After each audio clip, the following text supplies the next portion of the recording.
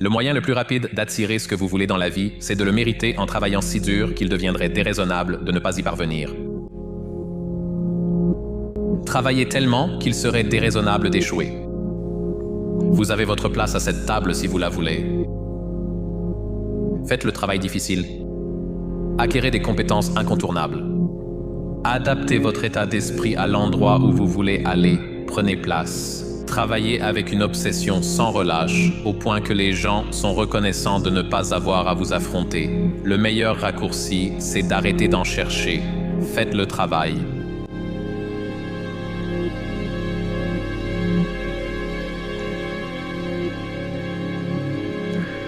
La violence est la réponse. Je pense qu'il y a quelque chose de très puissant dans le fait de savoir que tu fais absolument tout ce que tu peux pour gagner. Si tu donnes tout sur le terrain, si tu n'as plus rien dans le réservoir, je ne pense pas qu'il y ait un sentiment plus satisfaisant en tant qu'homme que de savoir que tu as tout donné pour un projet que tu jugeais porteur de sens. Un homme doit avoir une quête. Tu dois accomplir quelque chose, aller de l'avant. Ta quête pourrait être d'être le meilleur père possible. Ça pourrait être d'être le meilleur musicien ou le meilleur podcasteur ou le meilleur homme d'affaires ou le meilleur changeur de pneus ou le meilleur balayeur. Je pense qu'être sans quête, sans but, et ne jamais pouvoir utiliser la violence dont tu es capable dans la poursuite d'un projet qui a du sens pour toi, c'est là que les gens se retrouvent perdus et sans espoir. Parce que le désespoir vient d'un manque perçu d'options. Nous ne savons pas quoi faire. L'anxiété vient de nombreuses options, mais sans priorité. Et donc une quête remédie à ces deux problèmes parce que vous avez une voie bien définie. Et vous savez que la seule chose qu'il vous reste à faire, c'est de détruire tout ce qui se trouve sur votre chemin pour arriver là où vous voulez aller.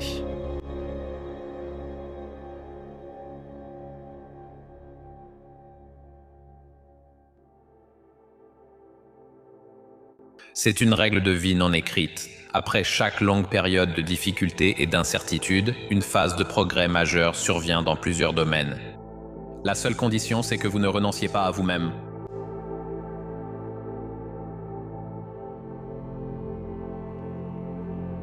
L'échec et la réussite sont sur la même route, c'est juste que l'échec est une sortie plus précoce.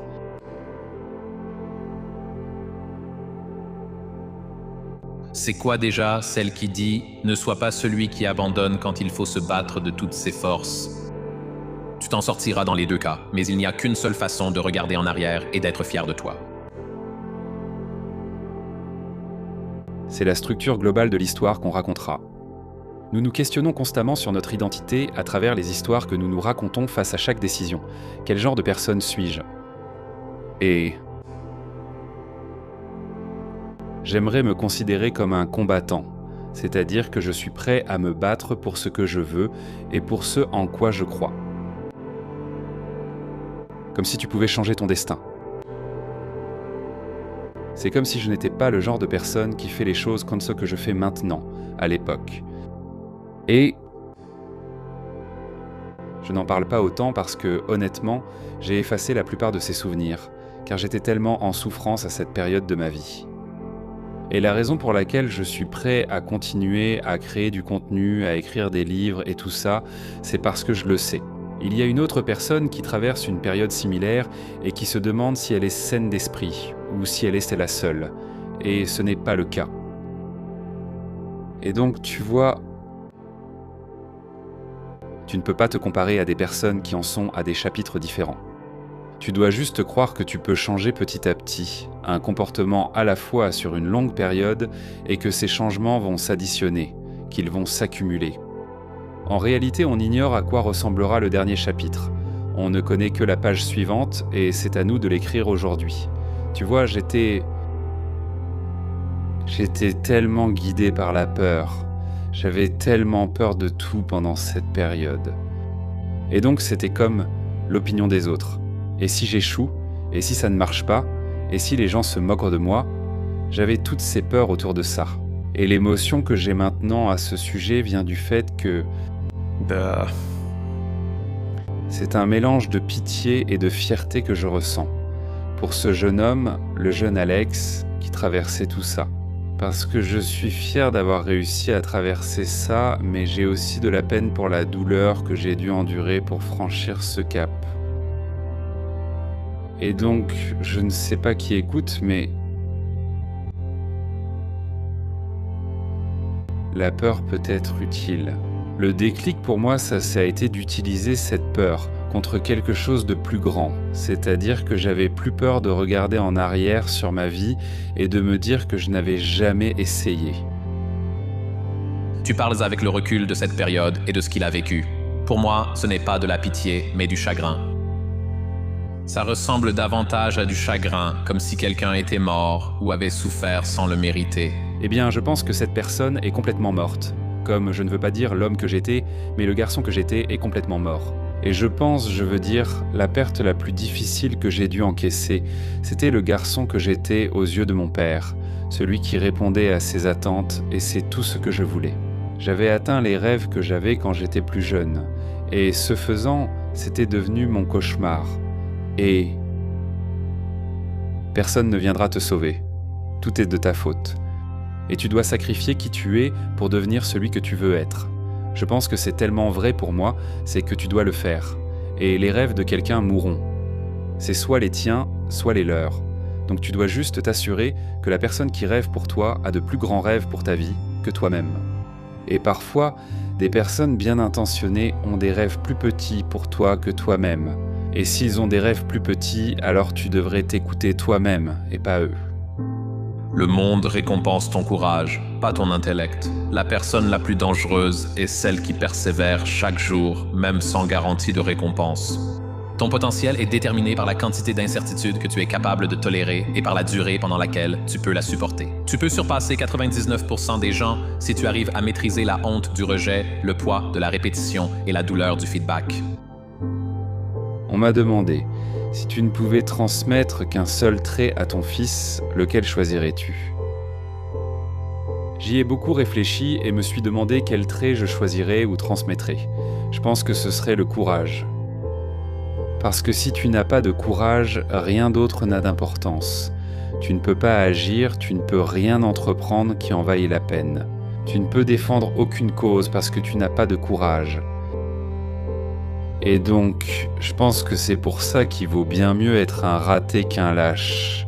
Et je pense que j'aimerais pouvoir transmettre juste cette leçon et essayer de la renforcer autant de fois que possible. Dans son éducation, c'est comme tu dois sauter le pas et tu dois perdre. Et tu dois être prêt à perdre. Et puis réaliser que perdre ne fait pas vraiment de toi un perdant.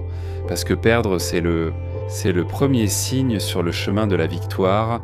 Mais ne pas jouer, c'est le vrai signe d'une défaite éternelle. Qu'est-ce que le courage pour toi?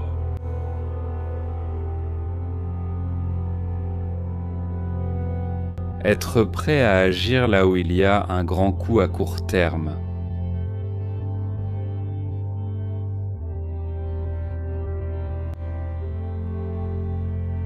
Avec un résultat incertain et un bénéfice différé.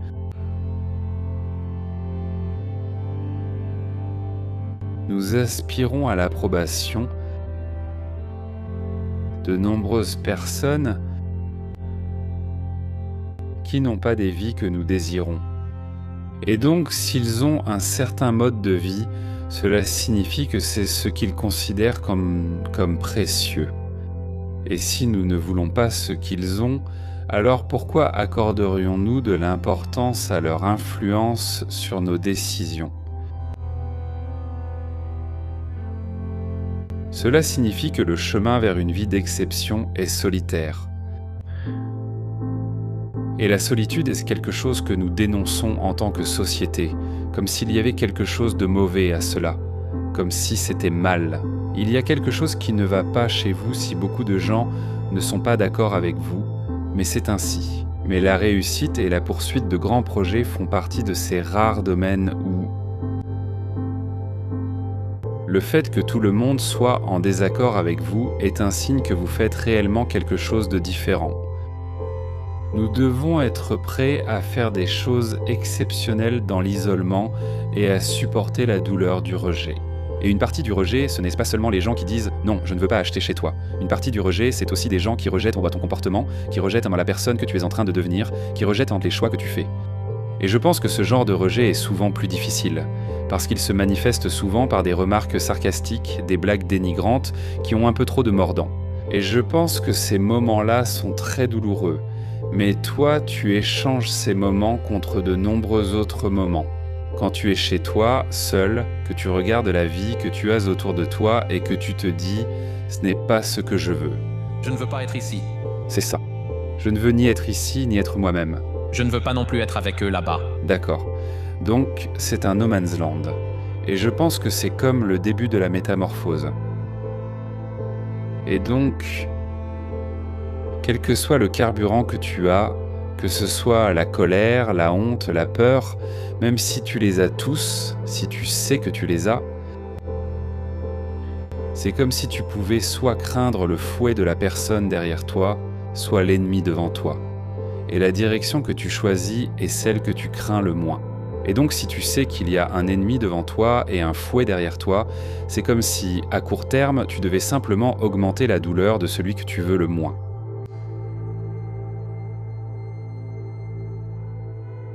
Si tu es nerveux, fais-en plus. Il est difficile d'être nerveux quand on s'entraîne à répéter 1000 fois la même chose. En cas de doute, augmente les répétitions. Tout ce que tu commences, tu seras nul au début. Ce sera embarrassant, mais tu survivras. Puis tu réaliseras que paraître idiot ne dure qu'un instant. Ne jamais commencer, ça dure toute une vie. Je veux dire, le rejet fait mal. Échouer, ça fait mal. Et je pense, quand tu donnes tout ce que tu as et que le marché, la société, l'univers, peu importe, décide que tu n'es toujours pas assez, c'est très douloureux. Je pense qu'avec le temps, tu apprends que les retours sont un carburant plutôt qu'un échec. La quantité de doutes que tu dois endurer quand tu fais ça pour la première fois, quand personne autour de toi ne comprend ce que tu essayes de faire, quand on te décourage activement de faire des changements et que tu n'as aucune promesse de gloire ou de succès. De l'autre côté, il y a l'un des cocktails les plus redoutables de douleur et d'inconfort que tu puisses traverser. Et ça arrive sur chaque montagne. Cela se produit sur ta première et ta deuxième montagne. Par exemple, si tu atteins un succès jugé suffisant par ton entourage, mais pas selon tes propres critères. Quand tu poursuis le sommet suivant, alors tout recommence. La machine recommence. C'était mon histoire, tu vois. Diriger l'une des plus grandes entreprises de défense au Royaume-Uni, gérer une organisation qui est cool et amusante, que j'ai pu définir moi-même, et j'étais le patron, tout le monde me connaissait, il y avait un peu de richesse, un peu de statut, un peu de liberté, et il y avait des filles. On me disait que je devrais en être heureux et satisfait, mais pour une raison quelconque, cela ne me semblait pas juste. Et la seule façon d'essayer de trouver quelque chose de nouveau, c'est de lâcher prise sur quelque chose que tout le monde te dit que tu devrais vouloir. Évidemment, ton père s'est fait une idée de ce à quoi ressemble la réussite, et tu l'as rejeté peu à peu, mais haut et fort. À quel point es-tu sûr que l'histoire que tu racontes à ton fils n'est pas simplement une nouvelle version de la même cage dont tu as dû t'échapper? J'y pense souvent. Quand il aura des souvenirs, il sera déjà le fils d'un milliardaire. C'est énorme. Et d'une certaine manière, je ne souhaite ça à personne, mais pourtant, j'amène quelqu'un dans ce monde-là. Mais dans la mesure où je peux influencer son comportement, je vais l'orienter vers le fait d'être courageux, à tout donner. Je me soucierai énormément de ses efforts et très peu des résultats.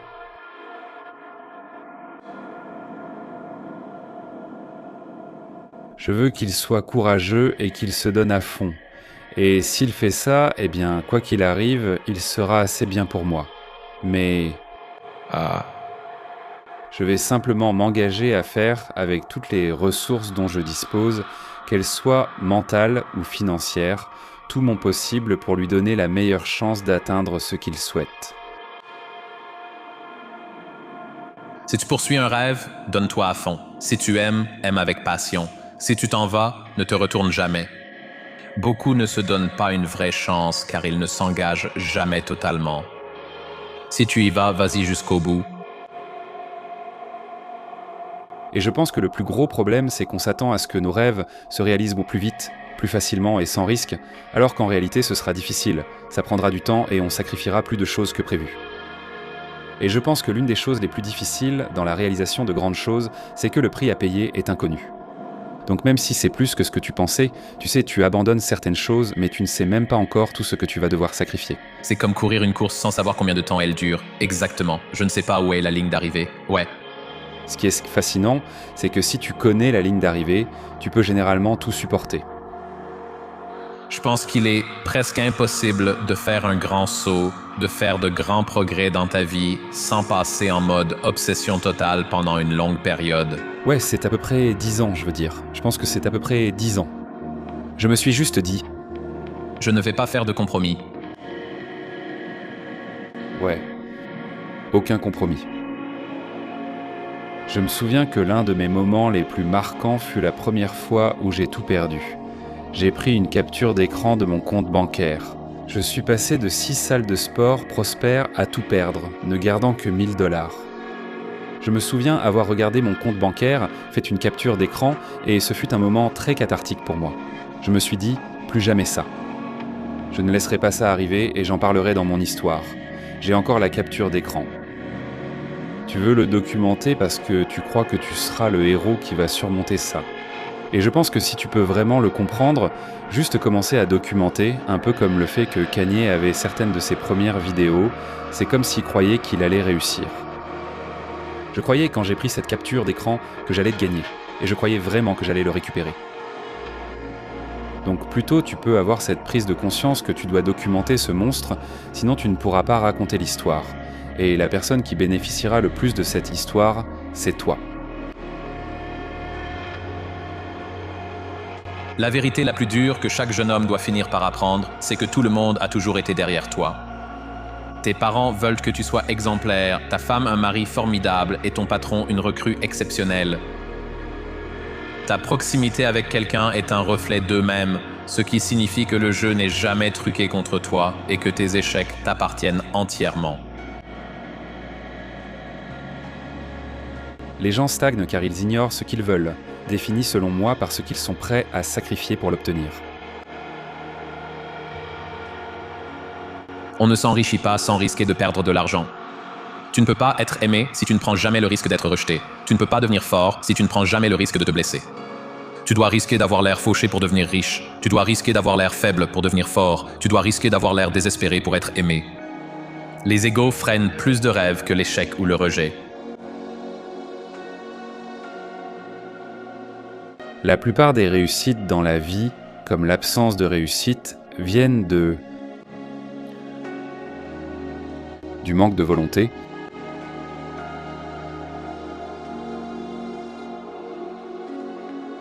de sacrifier la médiocrité. Les gens ont peur d'être moins qu'extraordinaires et, ce faisant, sacrifient le fait d'être extraordinaire. C'est comme si tu en sacrifiais un dans tous les cas. Donc soit tu sacrifies le fait d'être extraordinaire pour être ordinaire, soit tu sacrifies l'ordinaire pour avoir une chance d'être extraordinaire ou moins qu'ordinaire. Mais en y réfléchissant, beaucoup de gens ordinaires ont échoué, donc tu restes ordinaire. Pourquoi ne pas échanger l'ordinaire contre l'extraordinaire ?